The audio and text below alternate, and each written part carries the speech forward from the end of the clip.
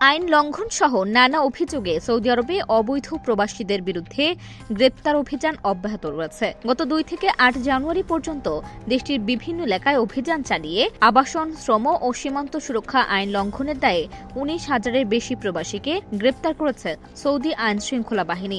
একই সময় সৌদি থেকে বিভিন্ন অভিযোগে গ্রেপ্তার 10,319 জন প্রবাসীকে নিজ নিজ দেশে ফেরত পাঠানো হয়েছে। রোববার 12 জানুয়ারি এক প্রতিবেদনে এ তথ্য জানিয়েছে গালফ নিউজ। সৌদি স্বরাষ্ট্র মন্ত্রণালয়ের বরাতে প্রতিবেদনে বলা হয়, 7 দিনের অভিযানে 19,418 জনকে গ্রেপ্তার করা হয়েছে।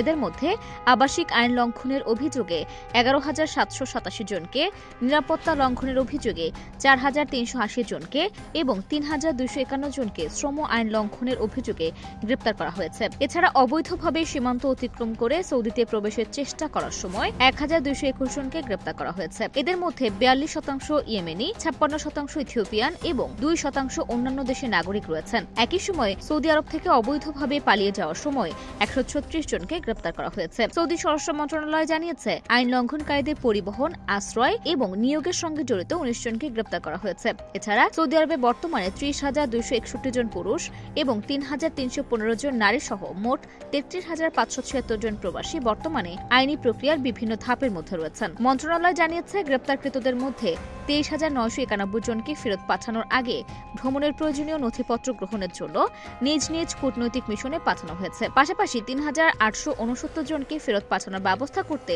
চূড়ান্ত নির্দেশ দেওয়া হয়েছে। এছাড়া 10,319 জনকে নিজ নিজ দেশে পাঠানো হয়েছে। সৌদি স্বরাষ্ট্র মন্ত্রণালয় জানিয়েছে, কেউ যদি কাউকে অবৈধভাবে সৌদি আরবে প্রবেশের সহযোগিতা করে এবং কাউকে পরিবহন সুবিধা ও আশ্রয় দেয়, তাহলে তাকে 15 বছরের কারাদণ্ড দেওয়া হবে। এছাড়া 10 লাখ সৌদি রিয়াল জরিমানা করা হবে। একই সঙ্গে তার সম্পত্তি এবং যানবাহনও বাজেয়াপ্ত করা হতে পারে।